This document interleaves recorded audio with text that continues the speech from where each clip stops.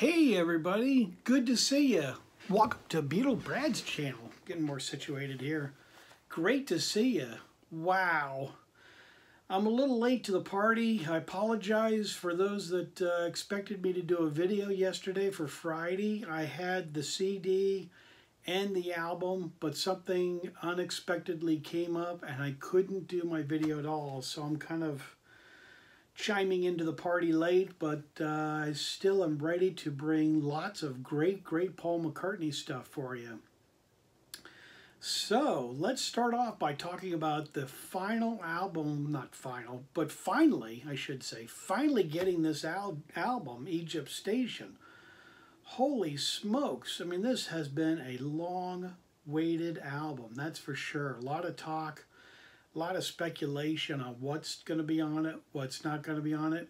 Plus, the biggest thing to me was this album was absolutely the most confusing Paul McCartney album of all.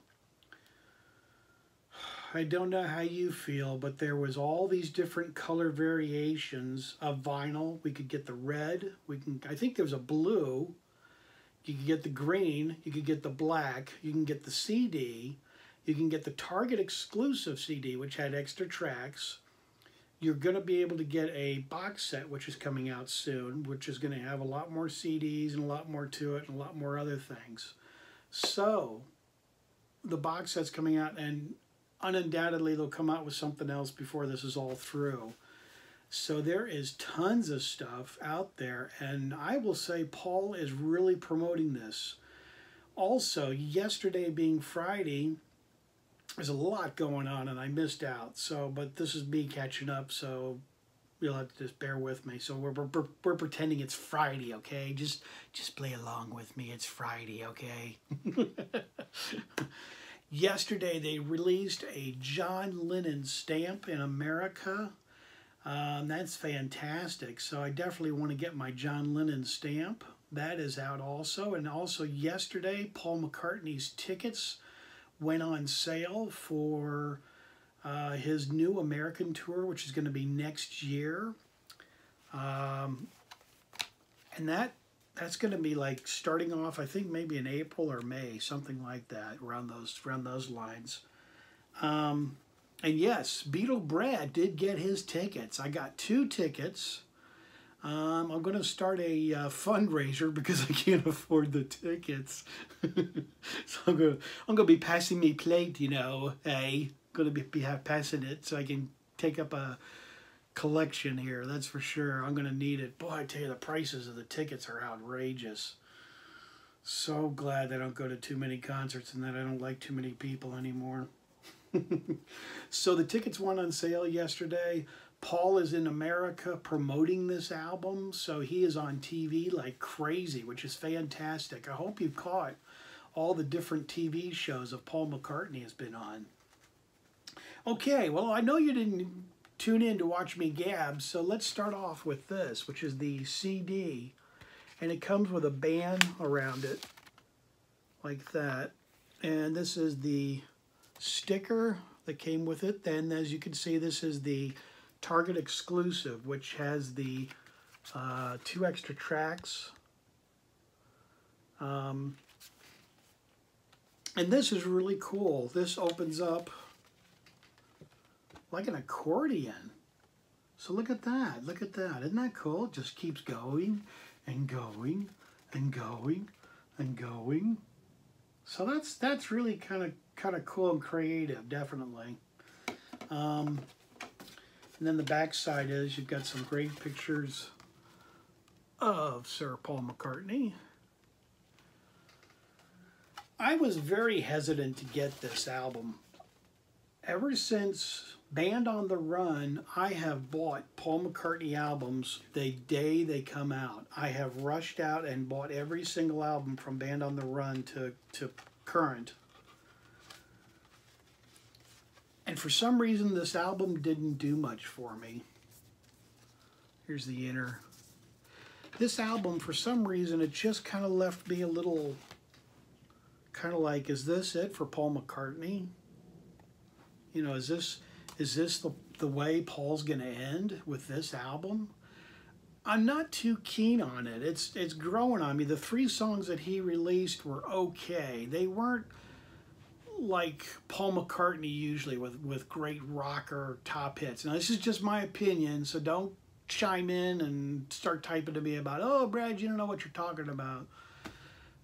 The album, the whole thing's got to grow on me a little bit longer. I'm still trying to get into it, so I'm really kind of still there. And then I got the album. This is Barnes and Noble, which is in America, which is an exclusive Barnes and Noble song listings there. You would think you'd get a whole lot more songs, but there aren't. There's just a couple more songs on this one that's not on the CD. And mine is not a gatefold either. So the Barnes and Noble is not a gatefold, for those of you that are curious, wanting to know. And then you get a fantastic, terrific download.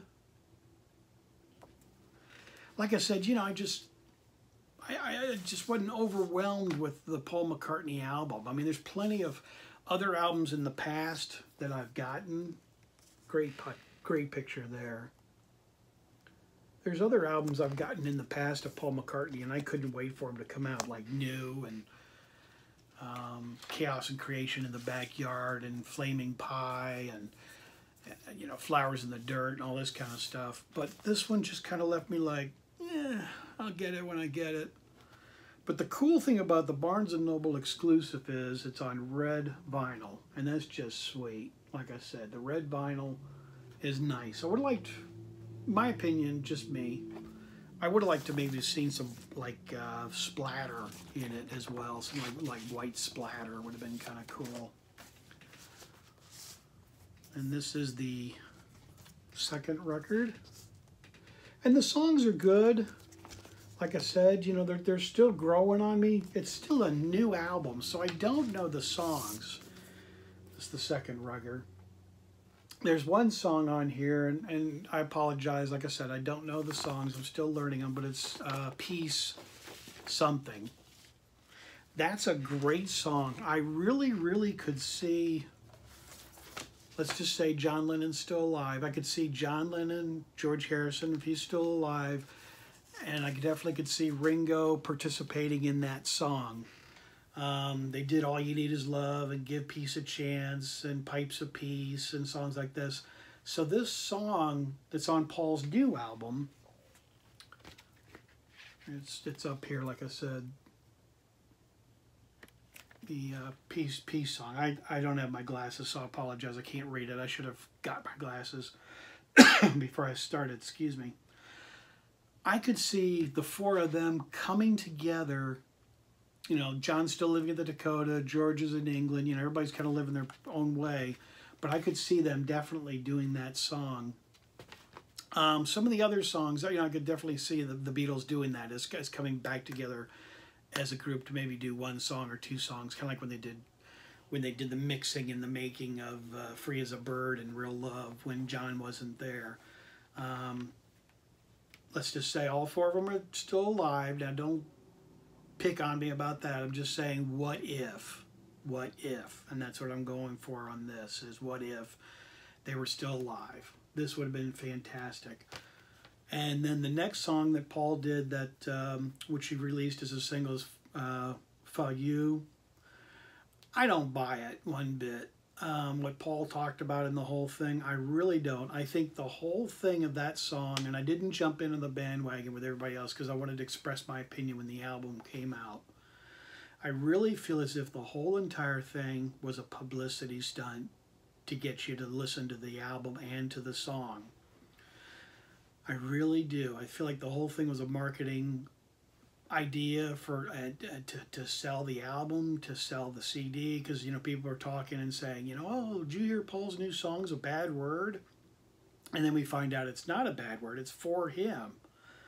But I've got plenty of English friends and people that I know, and none of them say you know, for you.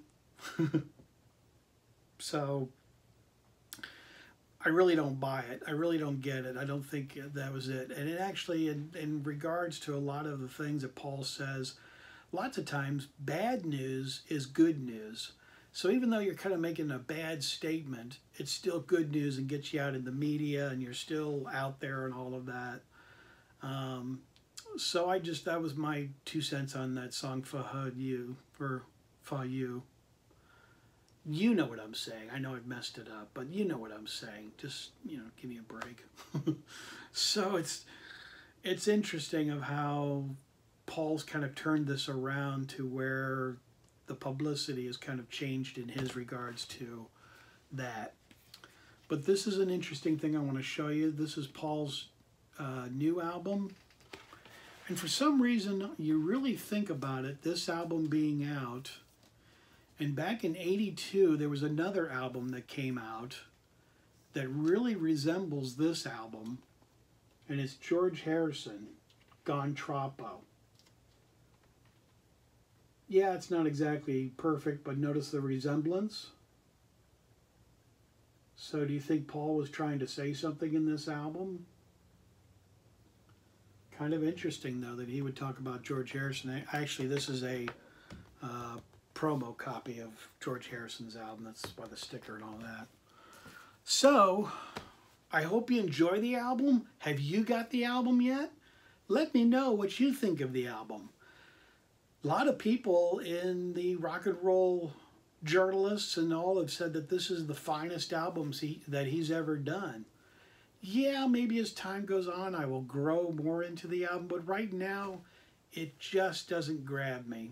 It's an album that I think will be good, but it certainly won't be up there with songs like Band on the Run, and songs like My Brave Face and, Live and Let Die, things like that. I'm drawing a blank because I'm trying to think of all, there's all kinds of songs, Another Day, stuff like that. Yes, it's a good album, but I really don't think it's Paul's best. But that's okay. We've got more to come. Paul, I feel as if, is strong enough, vocal-wise. He's 76 years old. I think he could still pull out another one. So, well, I hope you enjoyed my discussion on Egypt Station and what I had to bring for you. Let's end with XM. They did a cut by cut of Paul talking about each one of the songs. And so let's end with this, with a quick clip of Egypt Station from XM Radio. When we decided we were going to call the album Egypt Station, I liked the idea of making a montage of sounds that were sort of like a station. So we found one station and then we added another one to it, the sound effects of real stations. And then we started to make